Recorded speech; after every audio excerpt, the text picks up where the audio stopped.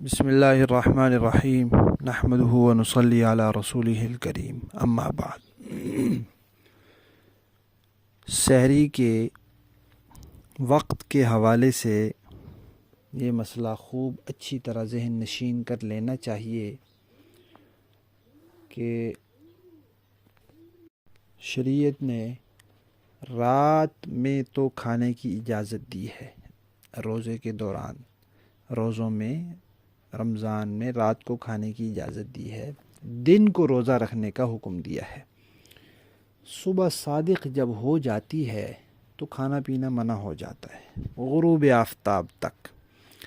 صبح صادق کا تعلق کسی اعلان یا اذان کے ساتھ نہیں ہے، اس کا تعلق وقت کے ساتھ ہے۔ وقت ہوگا تو صبح صادق ہو جائے گی، وہ انتظار نہیں کرے گی کہ فلاں مسجد والے اعلان کریں تو پھر میں نے طلوع ہونا ہے، یا فلاں مسجد والے اذان دیں تو پھر میں نے طلوع ہونا ہے۔ ایسا نہیں ہے، وہ اپنے وقت پر طلوع ہو جائے گی، اور جب وہ طلوع ہو جائے گی تو پھر کھانا پینا منع ہو جائے گا۔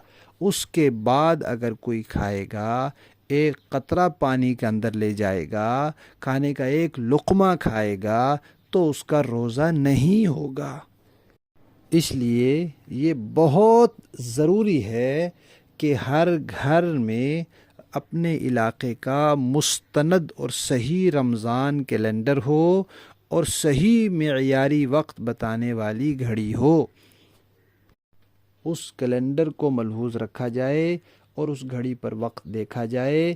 جو وقت صبح صادق کے طلوع ہونے کا اس پر لکھا ہے، اس سے 3 منٹ پہلے ہر حال میں کھانا پینا بند کر دیا جائے۔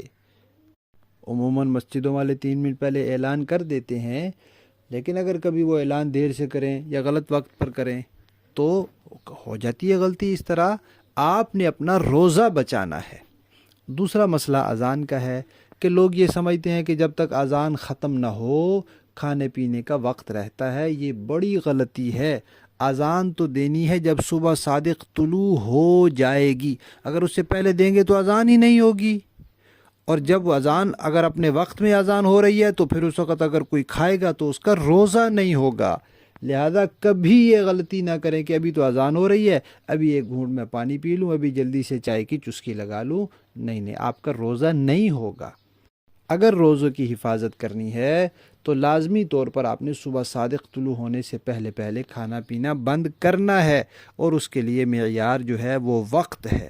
اگر اعلان اپنے وقت پر ہو رہا ہے تو ٹھیک ہے، نہیں تو آپ کو وقت معلوم ہونا چاہیے، اور صبح صادق سے 3 منٹ پہلے آپ کھانا پینا بالکل بند کر دیں۔